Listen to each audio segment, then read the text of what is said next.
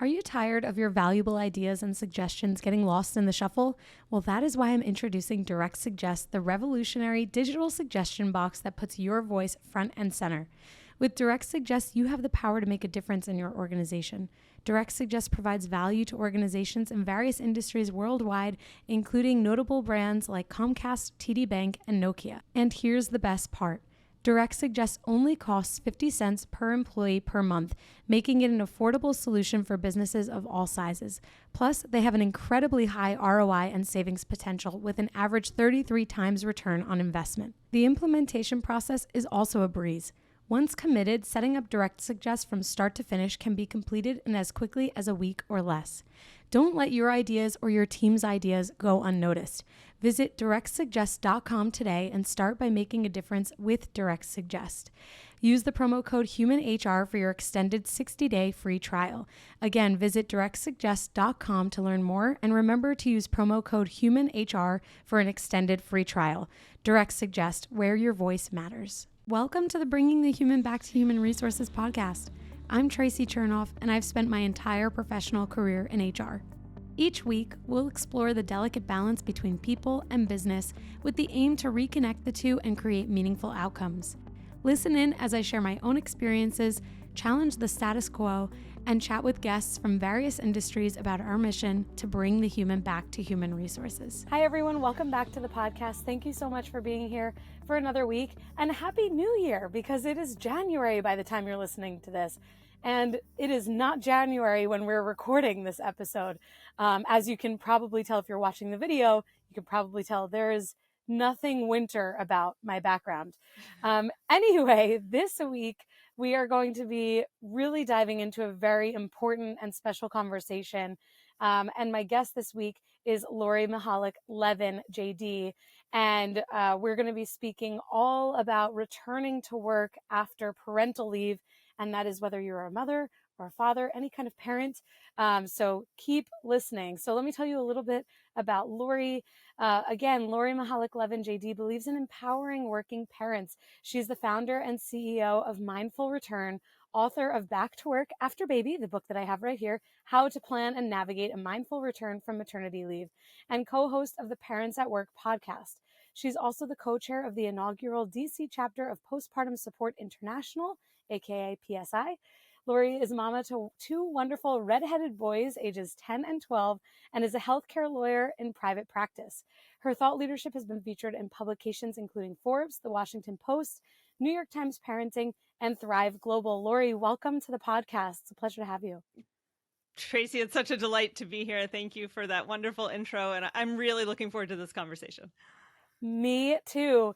And, as I shared with you, this episode is coming out in January. So I have, by this point, already shocked my audience by letting them know that I'm out on maternity leave. So we're doing a little bit of time traveling here because we're recording in August, at the end of August already. And I'm taking myself into the future when I am effectively on maternity leave. So this is a very special conversation because I'm going to need all of the resources and support that I can get. And I know I am not alone. So tell us a little bit more about yourself. Obviously, you're a lawyer, you're a mom, and you are an author as well. And you lead these e-courses. How did you first get into this, when you became a mom and how this was inspired? Sure. So first of all, Tracy, you're doing it right by collecting and gathering all the resources you can now. Try not to do it alone. That was basically my fatal flaw and fatal error, was I'll just figure all this out by myself. And that was not the strategy to adopt. My journey started out of sheer desperation. I went back to work full time at an in-house policy role at a healthcare association. And found it challenging after my first baby. And then I went back to work after my second baby 2 years later, and the wheels absolutely came off in our house. We like to say that one child plus one child felt like 85 children. So congratulations on having 85 immediately. And I was looking around for resources that could help me navigate that personal and professional identity crisis and transition that I was going through when I went from working person to working mom. And I looked around online and I found snarky articles about how I should not put a photo of my baby on my desk or no one would take me seriously at work. I found articles about how I was going to leak all over my shirt. I did not find helpful content, Tracy. And so I set out to create what I wished had existed for myself when I went through the transition back to work. And I decided, based on an online course that I had taken called the Abundant Mama Project, that there should be an online course that connects people who are in the same life stage, who all care about being a wonderful mom and a wonderful professional, or a wonderful dad and a wonderful professional, so that we don't have to go through this process alone, and so that our feelings are normalized as we're going through them. So important. And it's interesting because I think about the ages of your children, and like 10 and 12, that's not that long ago, right? Like you're not talking about having 30-year-old children. No. You know, like this is like, we're talking about something that is like super recent. And so I think about the lack of resources that you had and how many resources I feel I have today as I guess by the time this episode comes out, God willing, everything works out well, that, you know, like a working mom or like a mom that eventually will go back to work. It's almost perplexing to realize how long men and women have gone through society kind of just like not being given the resources that they need and the support that they need to excel in both categories, both as a parent and as an employee. And so I really, you know, that's really something that resonated in your book. And I pulled up this one earmarked page that I have here around, you know, like calming anxious thoughts, because right now, as we're recording, I'm in my 3rd trimester. And, you know, a lot of the thoughts that I experience are, you know, like what happened, you know, I'm having twins. So what happens if it's too much? How do I make sure that I can have the support that I need, because I want to go back to work. I expect to go back to work. I don't know who I am without work. And, you know, all of those things become reality for moms and dads. And I really like that, you know, and we'll get into this idea of why parental leave is important for both parents. So we'll get into that. But, you know, the something that that resonated with me from this section was the recognizing the what if. So if the sentence starts with what if, then what follows is anxiety. Like, what if I can't do it? What if, and that's exactly what I just said when I started talking, right? What if it's too much? Or what if I fail at one thing or another? And I guess my question for you is like, you know, how much of these skills that you've developed and that you've written about in your book are coming from the things that you experienced? All of them, Tracy, every single last one. I mean, I had to basically learn to train my brain to catch itself when it kept saying, what if, what if, what if? I mean, I still go into that now, although I'm better at it. And I have learned over time and had the perspective of a decade of parenthood that 99% of the what ifs that go through my head never materialize. And yes, there are like 1,000 other problems that come up, but I can't anticipate those 1,000 other problems. So there's no use worrying about them. But it took, you know, a good decade of parenthood for me to sort of reach that point in perspective. I am also certain that I had undiagnosed postpartum anxiety. I did not know that at the time. I feel like the screening for that has been traditionally very poor. And I just want to sort of put a plug in for resources like Postpartum Support International and the support groups that exist. If you think maybe you're suffering from PPD, postpartum depression, or postpartum anxiety, or you're just struggling, reach out to people who can help you figure out if there is more support that you can be getting. Because gosh, I wish I had done that back in the day when I was really crying on the kitchen floor every night. Wow. Well, thank you for sharing that. It's not easy to share these vulnerable stories that we experience as individuals. And you know what the reality is that the more people talk about the things they experience, the more, well, one, the less stigmatized it is. And two, the more likely it is that you find someone that can relate to you, and vice versa, because it actually is pretty common. And I mean, like, especially for women who are the birthing parents, or, you go through these huge hormonal swings. And I know now, even like in going to the doctor, they ask you like, how are you feeling? Do you feel safe at home? What thoughts are you having? And I know even from my mom joining me, or even my husband joining me for my appointments, that this is something that's fairly like relatively new, in terms And of that not how. everyone is getting, yeah. And yes, exactly. Not everyone's getting those screening questions or Mm-hmm. necessarily being referred to the support that they need. Which kind of brings me to this the chapter 3, actually, that I found to be the most impactful, at least based on where I am today in my pregnancy, which is titled All Those Logistics. Because the reality is that there are so many logistics when it comes to being what I imagine, again, this is the kind of like forward thinking for me, but being a working parent. And for those listeners out there who are not parents yet, who are in these, HR roles, whether decision makers or not, I think there is some empathy that can be afforded when we understand or consider the logistics that go into being a working parent. And this is, again, I earmarked like so many parts of this chapter, and I think it might be one of your longer ones because there are so many logistics. Like, how do you prepare your meals? How do you prepare your environment for going back to work? Being remote, obviously, I imagine offers some additional flexibilities that an in-person or a hybrid environment doesn't necessarily offer. So in this chapter, I guess, or as we reflect on this chapter, and for any listener who wants to read this book, we'll be sure to link it in the show notes as well, since we're talking so much about it. What would you say for those who are listening, who are in these decision-making roles? How can they support working parents so that when they are figuring out all of those logistics, that they feel supported, whether it's in providing more flexibility or more understanding to what that working parent is going through? Yeah, I think flexibility is absolutely key, as you said. I'd say believing in the employee for the long run and recognizing that it is probably a 1 year process of transitioning back after the baby. So both the employee and the employer don't have this idea that, okay, I went back and after the first week, everything's normal and everything's all figured out. I'd say number one is flexibility. Number two is, to the extent that you as an employer can provide any support around the childcare situation, I think that's probably the number one stressor for many working parents.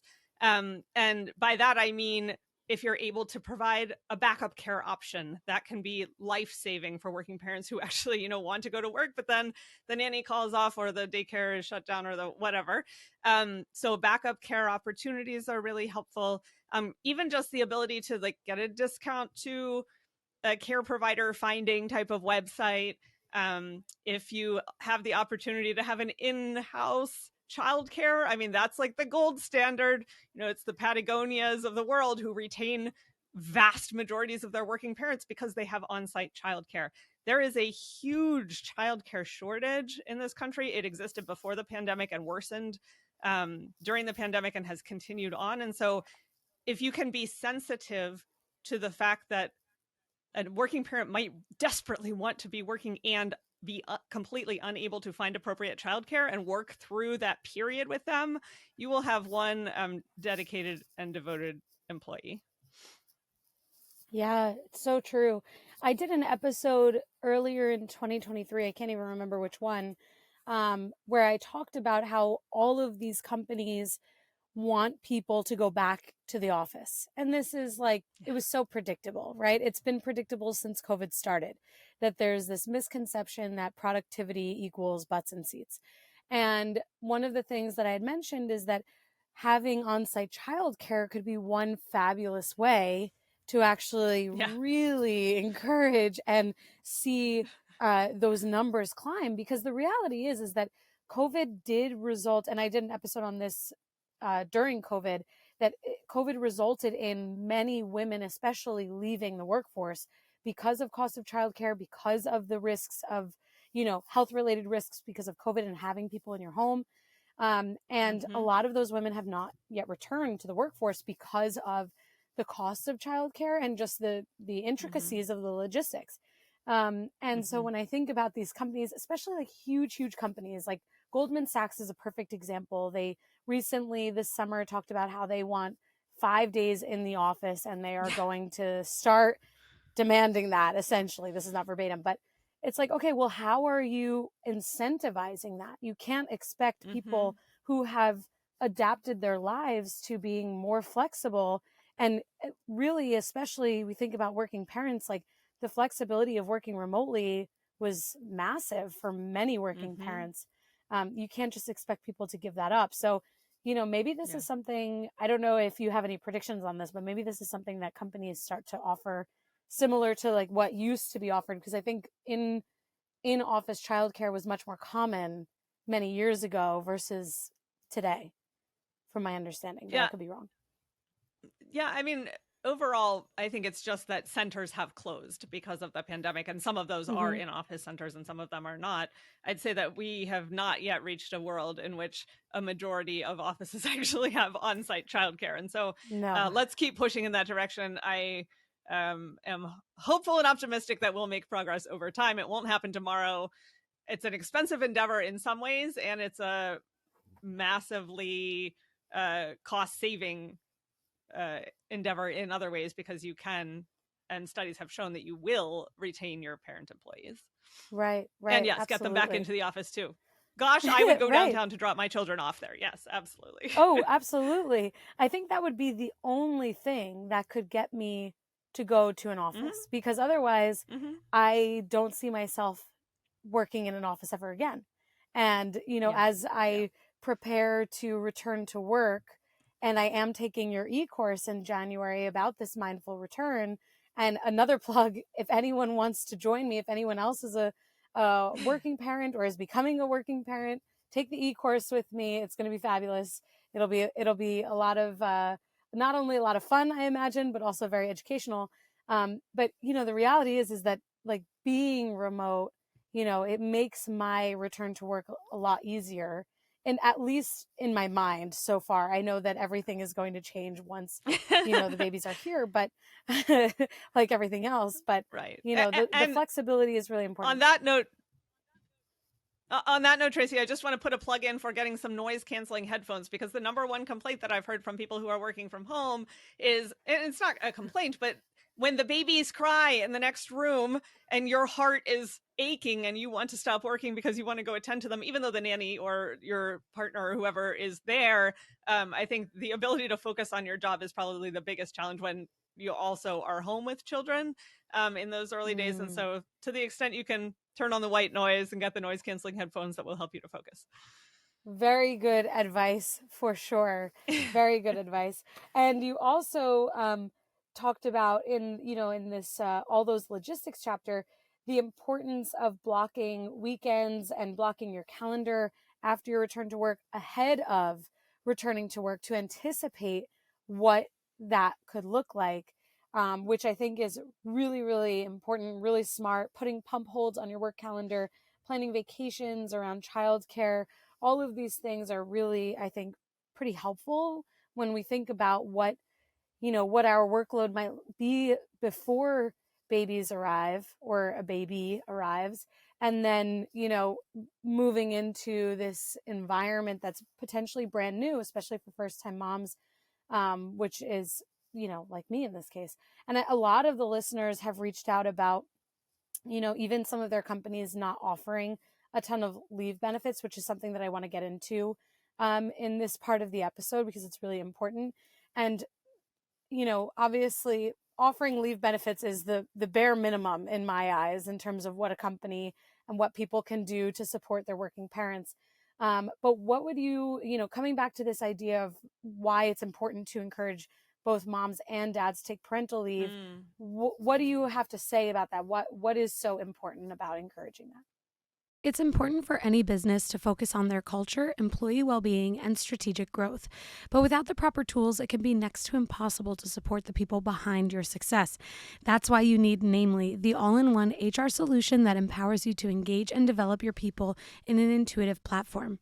Namely's award-winning technology covers your essential HR, payroll, and compliance needs in one place. Whether you have 20 or 1,000 employees, Namely's modern and integrated platform is designed to be used by everyone every day. With a mobile app and elegant UI, Namely empowers employees with self-service tools to request PTO, acknowledge peers, review pay stubs, and enroll in benefits. Namely helps you easily handle everything from onboarding, payroll, time tracking, open enrollment, employee engagement, and so much more, so you can get the time and data you need to drive the initiatives your company really cares about. Namely will be a game changer for your business and your team.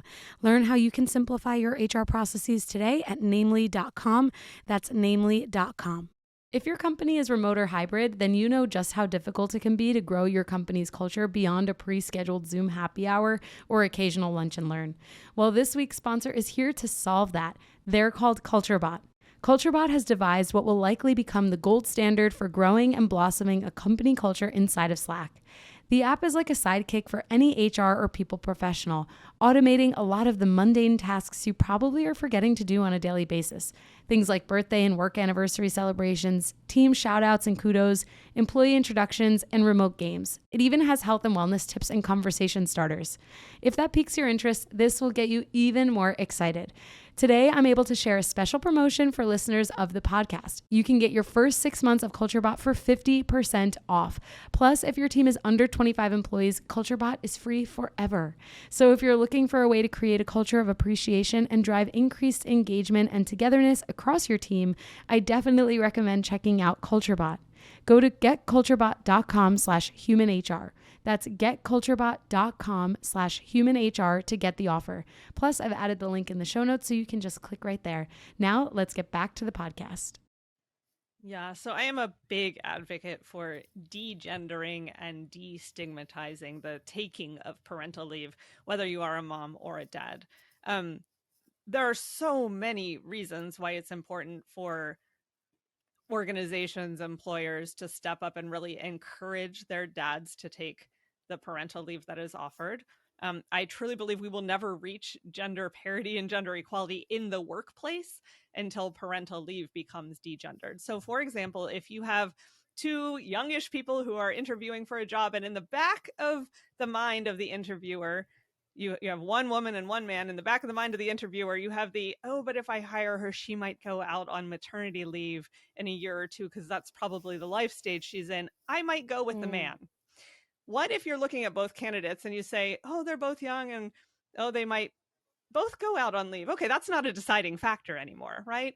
There is also data that shows that the more engaged a father is in the life of his newborn over the first couple of months, the better off the career trajectory is for the mother. So if you want leadership and advancement opportunities for women, you need to be supporting the idea that men need to learn how to feel comfortable taking care of the babies from day one. And the only way to do that is for them to be able to spend time.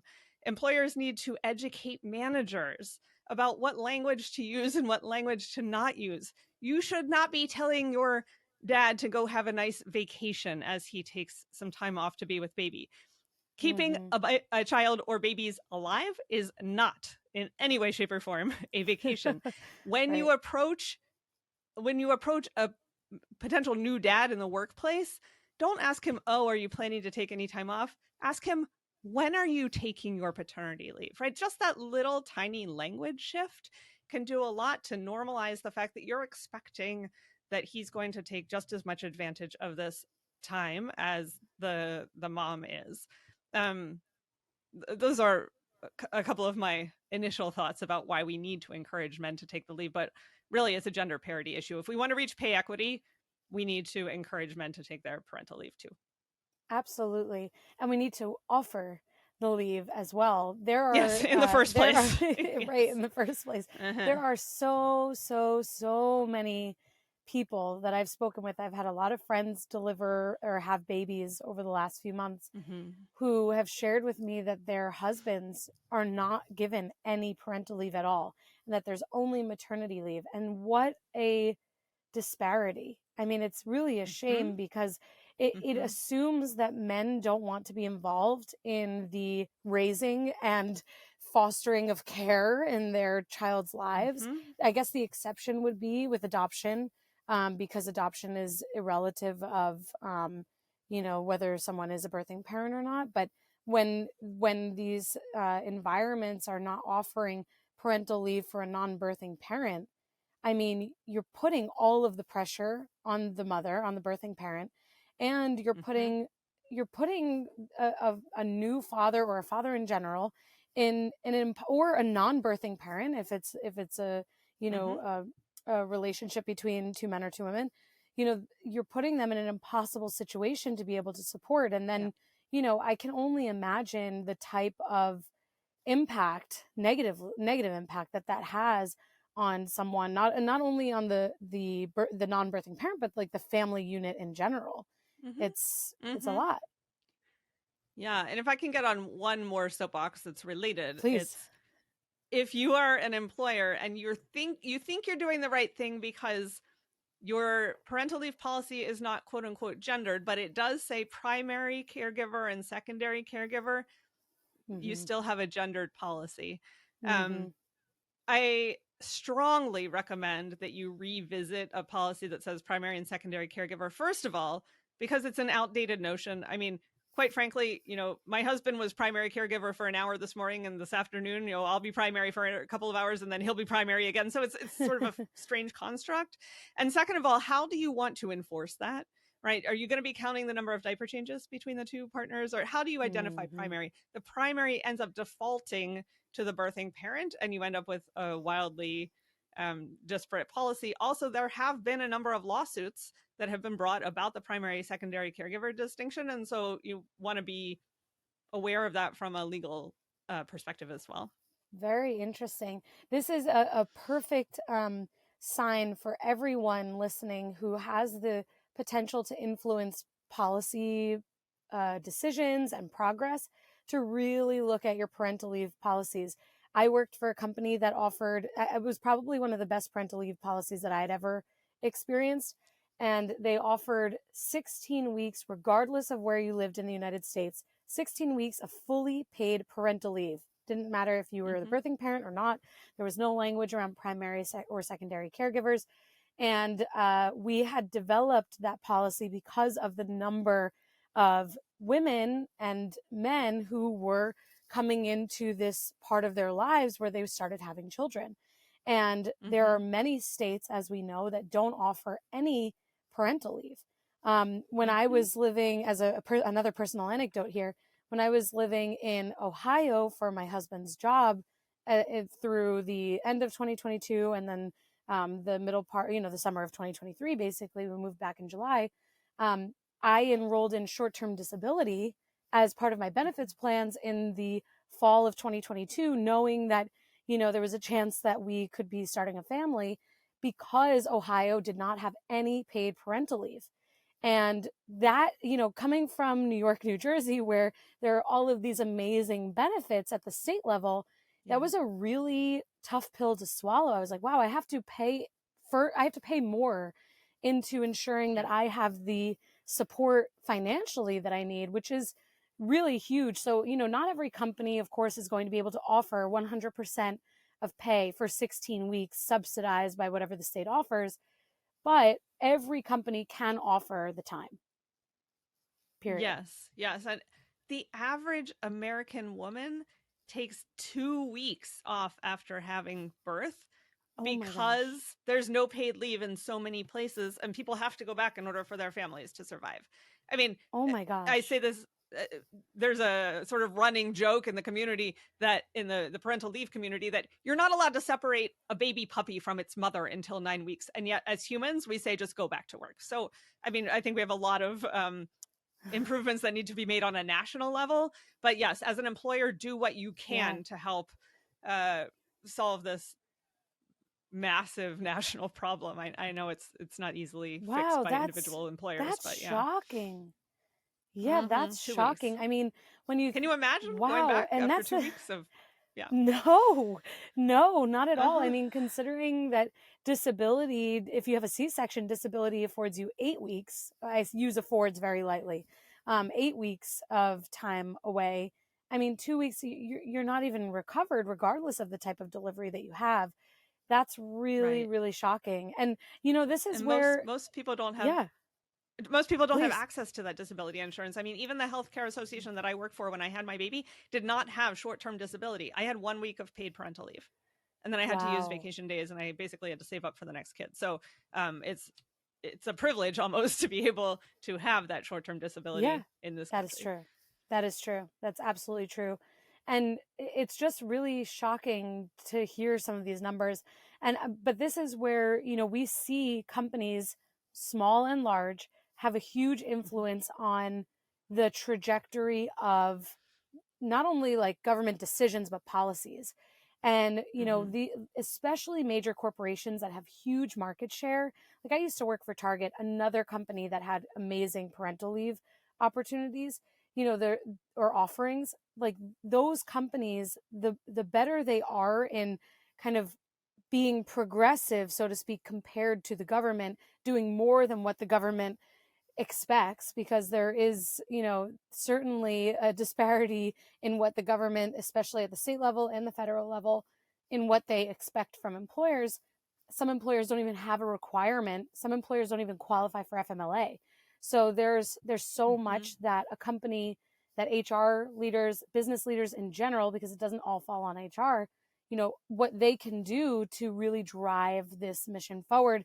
And I really love that you made this distinction between parental leave offerings and pay equity, because they absolutely are Mhm. connected, which brings me to a statistic that I'd love to get your perspective on. So before we started recording, I was like looking for information on how many women leave the workforce, come back to Mhm. work after having children. And, it's really hard to find a true statistic, at least from my quick search. There's like, there's a lot of information that it's like, 40 some odd percent leave the workforce, and that 7% of dads leave the workforce to stay at home, and that there are all these statistics. But one thing that I did find is that apparently, according to the US Census Bureau in 2022, 1 out of every 5 women quits her job either before or shortly after giving birth. Is that accurate from what you've seen? And how can we change that? How can we make, I mean, actually, before even asking how we can change that, it actually is not as large of a number that as I expected, but I'd like to first know, is that accurate? And then we can kind of dive into, how we impact that number. Yeah, so I agree that the numbers are a little all over the place, and it's hard to pinpoint exactly what that return rate is. I tend to rely on the Bureau of Labor Statistics data, and that data shows that approximately 64% of women go back Okay. after parental leave. So we're, at least in the data that I have looked at, it seems we're losing about a third of the women who have a baby to the return, and they may return a few years later, but they're not going back immediately after leave. And so, I mean, I was going to say that if you are a company who feels like you are not in a position to be able to add to the number of paid parental leave weeks that you are offering, there are still so many things that you can and should be doing to support the new parent and improve your retention odds. So, I mean, I run this program called Mindful Return that is intended to help employers retain their working parents, but is also really intended to be a support for the working parent. And we did a study of the first 1,000 people who went through our program and found that over a 5-year period, 85% of those employees were still at the same employer and 93% were still in the workforce. And whether or not the person really engaged deeply in the course or not, it seems to matter that the employer reached out and said, hey, I want you to come back. I'm going to give you some tools to help you do that. I'm going to help set you up with the lactation support that you're going to need. I'm going to give you flexibility so that you can get through these first couple of weeks and months. I'm going to encourage you and believe in you for the long run, as I said earlier. So yes, it's about the paid leave, which is really important, but it is also just as important how you treat the person when they come back. There's a saying in the parental leave world that you have to win the manager lottery in order to return, to be part of that 64%. Mm, And I think one of the biggest things employers can do is really focus on the behavior of their managers. How are the managers treating the people who are going on leave? How are they helping them to navigate back afterward? And can you help create an environment where someone doesn't have to win a manager lottery in order to be retained at your organization? Absolutely. It's such a wonderfully put point that if an employer can't offer, as you said, all of this additional paid time off for the leave or paid leave, that there are these other ways that they can support their employees. Mm-hmm. And it's absolutely true. I mean, when we think about how employers are sometimes paying for professional development classes and even additional education, continuing education, that's much more of an investment in terms of like cost compared to what a small percentage for most companies would consider like those who are taking advantage of parental leave. Like the majority of workforces are not taking parental leave at the same time. Right. Even when I think about like the larger companies that I've worked for, it's not like 500 women and men were out on parental leave at the same time. It just doesn't work that way. It's just not how babies come into the world. Like, sure, maybe you have a handful, maybe you even have 10 or 20, but it's not the majority of the workforce, because especially depending on the median or average age of your workforce. So when we think about companies saying, okay, you know what, we're going to buy you the book and we're going to send you to the e-course, it's an investment, of course, because there's a financial component, but it's probably a much smaller part of a company's budget and has the potential to have a huge lasting impact, not only for the business but the employee. Yeah, I've also sorry to interrupt. I had this one memory of talking to a PD professional, a professional development professional at a large company who uses mindful return. And she said one of the things that helped us make the decision was that people who were going out on parental leave often weren't using their professional development and learning budgets in the year that they were going on leave because they were focused on baby and whatnot. And so they repurposed that money toward educating them on how to have a better return, right? And so there's this sort of like gap of time when you're not spending on the employee in those professional development ways because they're out, but you can, just pivot the money that has already been allocated. Brilliant. I love that. So we've given the listeners tons and tons of ideas here for how they can influence some change and adoption of additional resources in their organization. So I really, really appreciate that you have joined the podcast this week and that you have been such a wonderful resource for my return to work as well, which will be in the spring, essentially, of 2024. And so I would love for you to take a moment to share with the listeners where they could buy your book, where they could sign up for your e-course, and where they can learn more about offering these options to their employees as well. Yeah, absolutely. Thank you, Tracy. This has been such a joy, and I really look forward to following along on your journey. Our website is www.mindfulreturn.com. There is a tab there that's specifically for employers, where employers can go to learn to find out more about our programs. There is a drop down that's, I believe, entitled For Parents, where you can go and find our courses for new moms and new dads. They're in English and Spanish and Portuguese, and we have them in different countries all over the world as well. My husband and I co-host a podcast called Parents at Work that you can find on all the places one finds podcasts. My book, Back to Work After Baby, is on all the places one finds books. And I also just wanted to note that I am a serial founder of working parent employee resource groups at different organizations.